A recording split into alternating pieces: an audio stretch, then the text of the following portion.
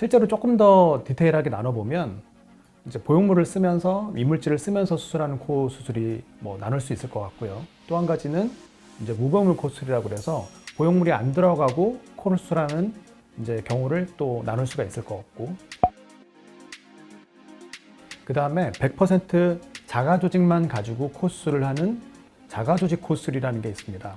무보형물 코 수술과 자가 조직 코 수술도 엄연히 조금 다른 부분이 있습니다. 그래서 오늘 그 무보형물뿐만 아니라 자가 조직 코 수술의 장점이나 이런 것들을 같이 설명을 좀 드리겠습니다.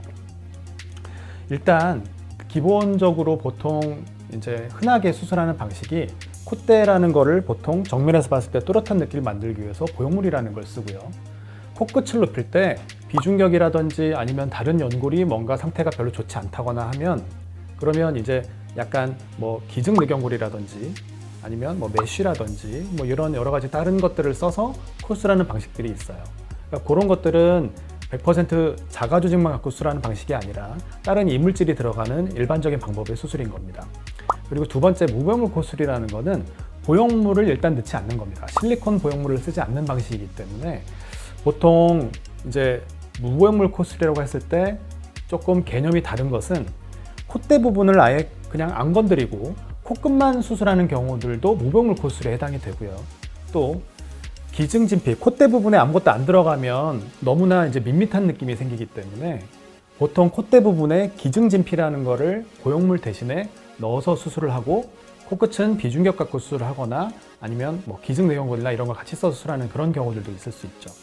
그러니까 이런 경우는 보형물은 안 들어갔지만 기증진피라는 것과 기증내경골 이런 것들이 같이 또 들어가 있기 때문에 내 것만 가지고 코수술한 건 아닙니다, 분명히.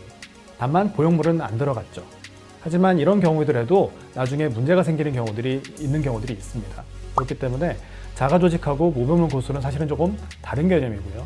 자가조직 코수술이라는 거는 100% 내 것만 갖고 수술을 하기 때문에 아예 이물질이라고 부를 만한 것이 없습니다.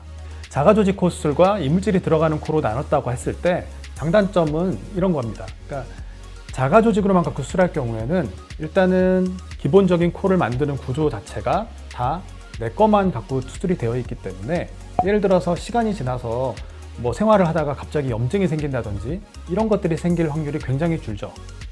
그리고 염증이 만약에 생겼을 때가 항상 문제가 되는데, 염증이 생기게 되면 기본적으로 보형물이 들어가 있거나 이물질이 들어가 있는 곳에 염증이 동반될 경우에는 우리가 이물질을 제거하지 않고서는 염증이 낫질 않습니다. 그렇기 때문에 염증이 생기면 우리가 다시 열어서 보형물도 제거를 하고, 보통 일반적으로 코끝을 높일 때 썼던 이물질 같은 경우들도 다 제거를 하는 거예요. 왜냐하면 염증이 낫지 않으면 나중에 그 염증이 계속 녹아 나오다가 좀 치명적인 문제들까지 생길 수가 있죠. 피부 괴사가 생긴다든지 아니면 아주 엄청 이제 변형이 굉장히 심하게 온다든지 이런 문제들이 생길 수 있기 때문에 이물질이 들어있을 때 염증이나 구축 현상이 생겼을 때가 사실은 가장 문제가 되는 겁니다.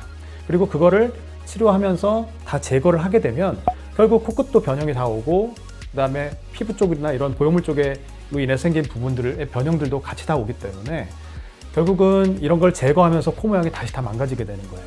그럼 그때마다 처음 수술할 때도 어쩔 수 없이 이런 이물질들을 써서 우리가 코 수술을 했는데 또 이물질 쓸 수 없거든요. 이물질을 쓰면 또 계속 재발하거나 이런 것들이 생기는 경우들이 꽤 있기 때문에 이물질을 썼을 때는 그런 문제들이 아무래도 제일 큰 문제가 될 겁니다. 근데 자가조직 코 수술 같은 경우는 이물질이 하나도 없는 거예요.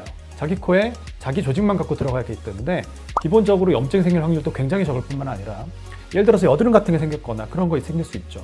근데 이물질이 없기 때문에 제거하거나 그럴 것이 없습니다. 그냥 자기 코를 그대로 다 유지를 할 수 있고, 예를 들어서 염증이 생겼을 때는 거기에 대해서 염증 치료만 하면 되는 거예요.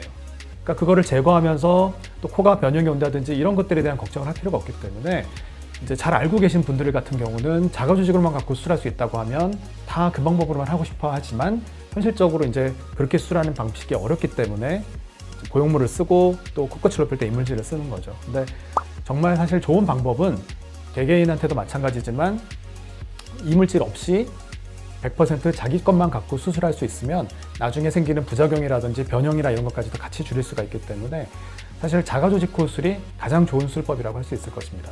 다만 이제 모양적인 측면에서 뭔가 일반적인 방법을 하지 않고서는 좀 모양적인 부분에 만족도가 좀 떨어지는 경우들이 있을 수 있기 때문에 그런 것들을 최대한 이물질이나 이런 것이 없이도 최대한 그런 효과를 만들 수 있는 선생님하고 상의를 하시는 게 굉장히 중요한 포인트가 될 것 같습니다.